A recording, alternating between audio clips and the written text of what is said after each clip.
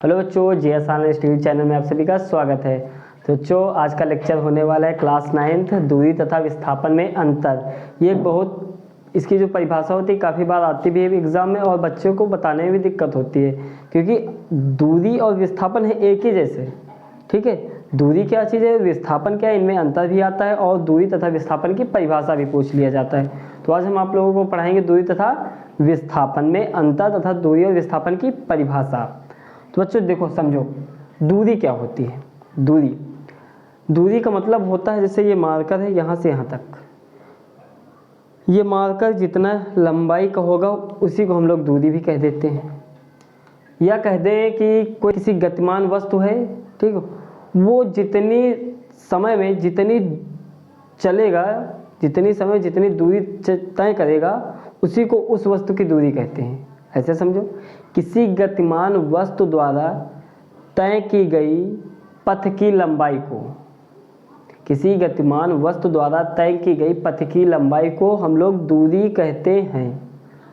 ठीक है, ऐसे परिभाषा में क्या बता सकते हो, किसी गतिमान वस्तु द्वारा किसी समय में तय की गई पथ की लंबाई को हम लोग क्या कहते हैं, उस वस्तु द्वारा चली गई दूरी कहते हैं।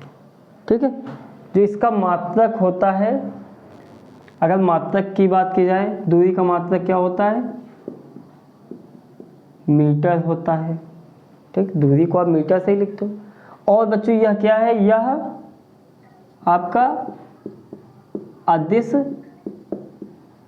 राशि है। हमने कल वाले लेक्चर में बताया था अदिश और सदिश क्या होती हैं। अगर नहीं पता है तो एक बार जाके देख लीजिए वो वाला वीडियो। ठीक है, यह अदिश राशि है और इसका मात्रक मीटर होता है। ठीक, बात क्लियर है दूरी की। किसी गतिमान वस्तु द्वारा किसी समय में तय की गई पथ की लंबाई को उस वस्तु द्वारा चली गई दूरी कहते हैं। अब विस्थापन देखो, अंतिम तथा प्रारंभिक स्थितियों के अंतर को, अंतिम तथा प्रारंभिक स्थितियों के अंतर को विस्थापन कहते हैं।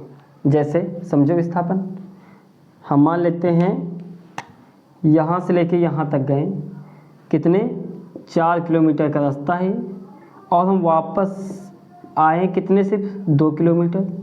यहाँ तक गए तो 4, वापस कितने हैं, 2 आए, तो विस्थापन इसमें कितना हुआ होगा, 2 किलोमीटर। क्यों, यहाँ से देखो, अंतिम तथा प्रारंभिक विस्थापन होता है जो अंतिम आपका यहाँ रहा होगा और प्रारंभिक, ये प्रारंभिक तो यही रहेगा, और अंतिम के जो स्थितियों के मध्य जो जितना ज़्यादा अंतर होगा उसी को हम लोग विस्थापन कहते हैं। ठीक, पढ़ लेते हैं। जैसे यहाँ पे ये आपका हो गया घर और ये आपका हो गया इधर स्कूल।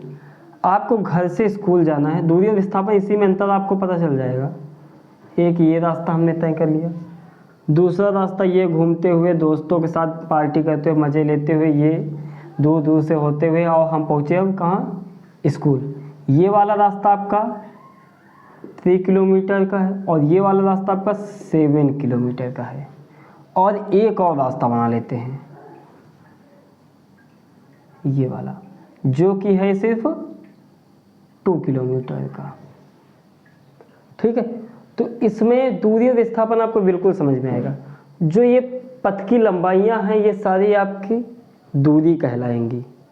ठीक, लेकिन जो विस्थापन की बात की जाए, जो सबसे कम दूरी होगी, प्रारंभिक तथा अंतिम स्थितियों की जो सबसे कम दूरी होगी उसी को हम लोग विस्थापन कहेंगे।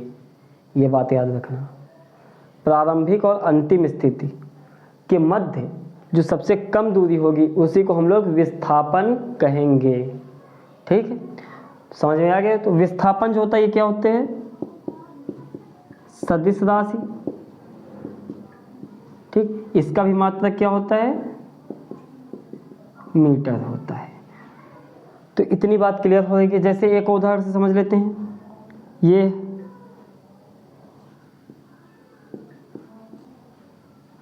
ठीक है,